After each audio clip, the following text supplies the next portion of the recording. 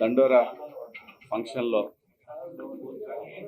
నా ద్వారా వచ్చిన అన్పార్లమెంటరీ లాంగ్వేజ్ మీద నేను చెప్పిన మాటలు కొంతమందికి నెగిటివ్గా కన్వే అవటం వల్ల వారు నాకు నోటీసులు ఇచ్చారు. ఆ నోటీసులకి సమాధానం వారికి సవివరంగా ఇచ్చాను. నా ఉద్దేశం నేను చెప్పానండి, ఇందులో అన్పార్లమెంటరీ వర్డ్స్ వచ్చినాయి. అలాగే మేడం గారు, ఇప్పుడు నేను వచ్చాను కాబట్టి నా వైపు నేను మాట్లాడుకోవచ్చు. అలా కాకుండా ఎవరైతే దీనికి బాధపడ్డారో వాళ్ళ పాయింట్ ఆఫ్ వ్యూలో కూడా క్వశ్చన్లు అడిగారు నన్ను. అన్నిటికీ సమాధానం చెప్పాను.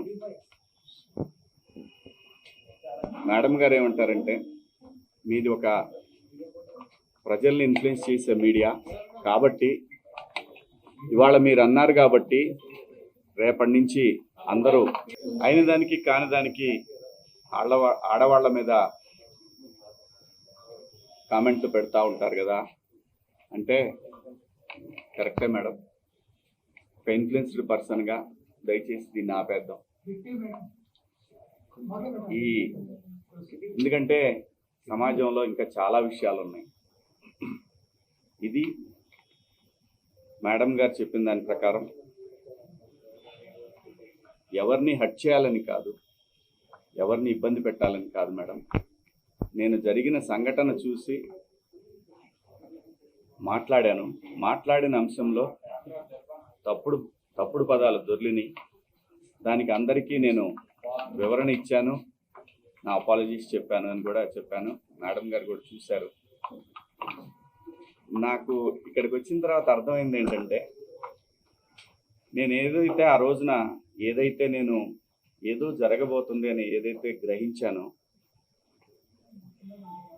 నాతో కెరీర్ మొదలుపెట్టిన వాళ్ళు చాలామందికి ఎందుకో నా మీద వ్యతిరేకత ఉంది. ఎందుకో తెలియదు. నేను ఒక సందర్భంలో, ఇది బయట తెలిసిన విషయం, ఒక సందర్భంలో ఎందుకు వీళ్ళకి నా మీద కోపం ఎందుకో నాకు తెలీదు. 30 సంవత్సరాలు అయింది నేను ఈ పరిశ్రమకు వచ్చి. ఈ 30 సంవత్సరాల్లో నేను ఏ ఒక్కరిని ఇబ్బంది పెట్టినా ఈ పాటికి ఎప్పుడో బయటకు వచ్చేది రాలేదు. వచ్చుంటే ఈ పాటికి మీరందరూ నా మీద ఎగబడేవాళ్ళు. చాలామంది నాకు తెలియదు అనుకుంటారు, ఎవరెవరు జూమ్ మీటింగ్లు పెట్టుకున్నారో, నాతో బాగా ఉండి నాతో మంచిగా మాట్లాడుతూ నా నటనని పొగుడుతూ ఉన్న, నాకు షాకింగ్, ఇంత కుట్ర జరగాలనా నా మీద? నేను అన్న పదానికి, ఆ 2 పదాలకి, నేను ఆవేశంలో మాట్లాడిన దానికి నాకు బాగా కావలసిన వాళ్ళు కూడా ఇంత కుట్ర చేయాలన్నా నా మీద? నేను మేడం గారు, ఆవిడ, ఇది ఒక ప్రభుత్వం యొక్క సంస్థ. వ్యవస్థలను గౌరవించకపోతే సమాజం తప్పుడు దారిలో పడుతుంది, అన్రెస్ట్ ఏర్పడుతుంది. ఆవిడ చాలా హుందాగా, చాలా గౌరవంగా ఈ వ్యవస్థను నడిపిస్తూ ఉన్నారు. ఒక బిడ్డకి చెప్పినట్టు చెప్పారు, ఇది ఇలా తప్పు. నేను అడిగింది ఒకటే మేడం గారిని, మేడం గారు, మీరు మీ డ్యూటీ చేశారు, మీరు చేసిన దానికి నేను గౌరవంగా నేను వచ్చి ఒక పౌరుడిగా నా బాధ్యత నేను నిర్వహించాను. ఇక్కడ ఇందాక నేను మాట్లాడిన నా కుట్ర విషయం వేరే, మేడం గారి సందర్భంలో జరిగింది వేరే.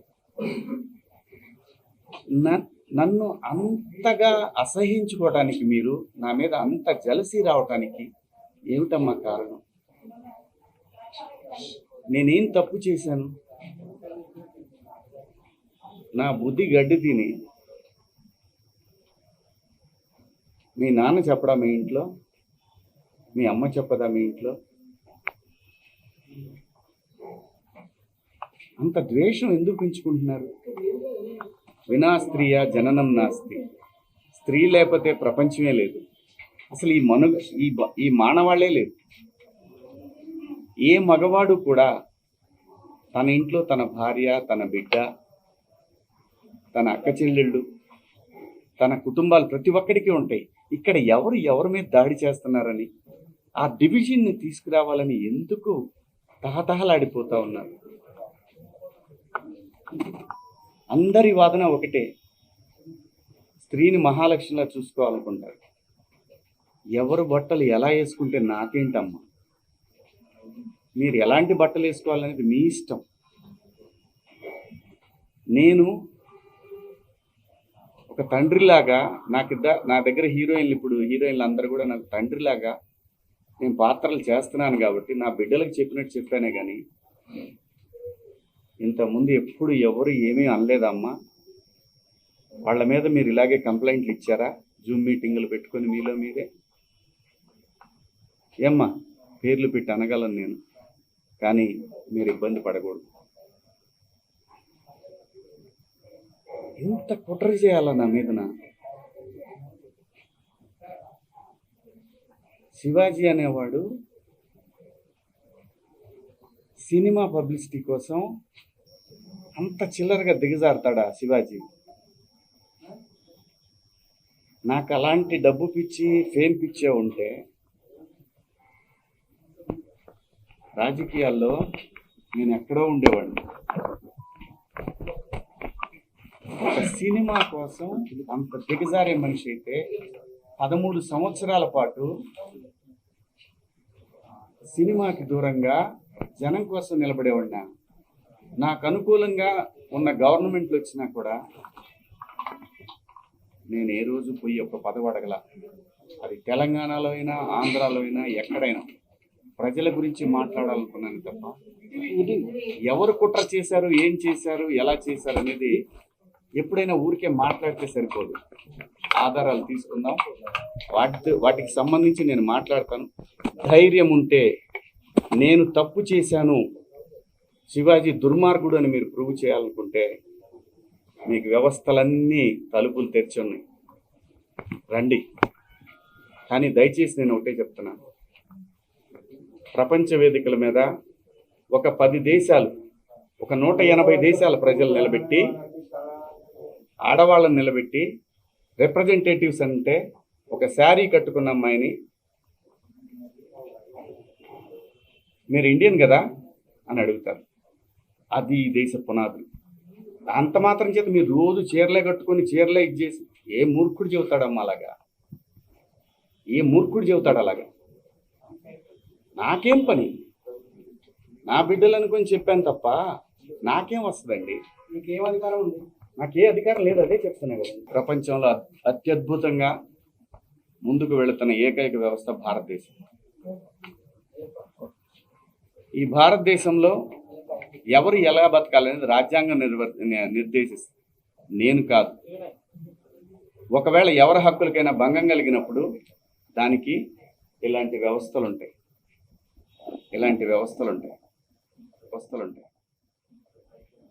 సో నాకు అర్థమైంది ఏంటంటే, సలహాలు ఇవ్వటం మానుకోవాలి, సలహాలు ఇవ్వటం, మంచి మాటలు చెప్పటం మానుకోవాలి. ఎవరిదాడికి తెలుసు ఇక్కడ. ఒక్క నిమిషం, అది చెప్తాను. ఒక్క నిమిషం, నేను చెప్పాలనుకుని చెప్పండి. మళ్ళీ అంటే నేను అనేది దీన్ని ఇంతటితో ముగించుదామని, ఈ డిస్కషన్ ఇంతటితో ముగిద్దామని చెప్తున్నా. ఎవరి అభిప్రాయాలు వాళ్ళకి తెలుసు. ఇక్కడ మంచి మాటలు చెప్పాను, చెడ్డ మాటలు చెప్పాను అనే దానికి బ్యారియర్ లేదు. Very clear. నేను వాళ్ళు అడిగిన వాటికి సమాధానాలు ఇచ్చాను.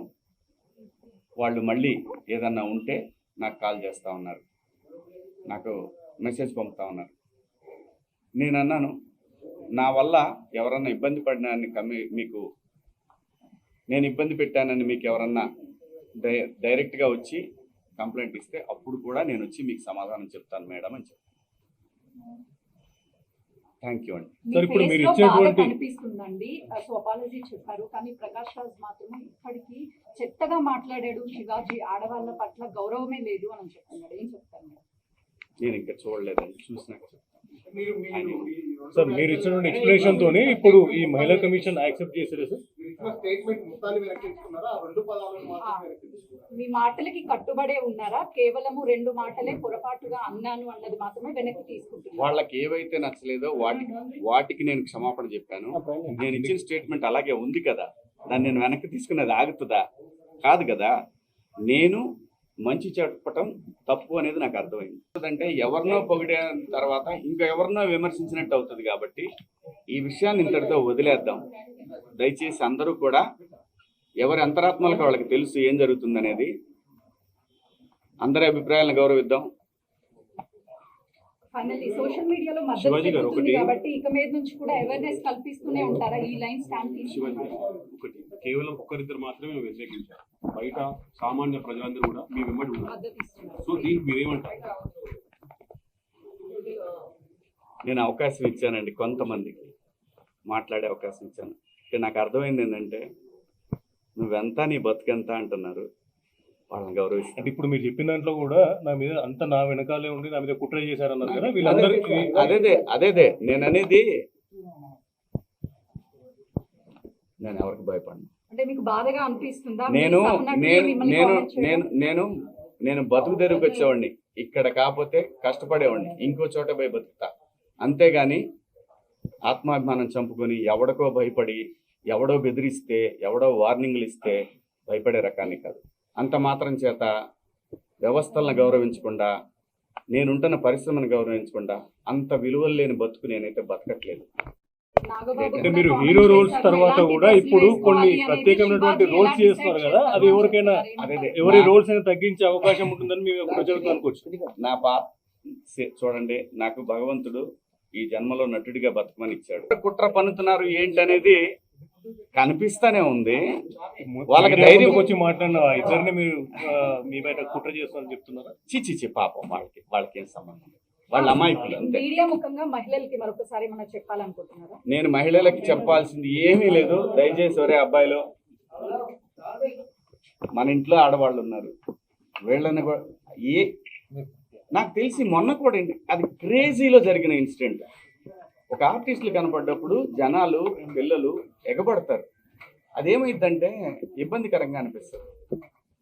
ఆ పాపం వాళ్ళకేంటి, నేను ఆశరాదని మాత్రమే చెప్పాను కానీ లేకపోతే ఆ సలహా కూడా ఇచ్చేవాడిని కాదు.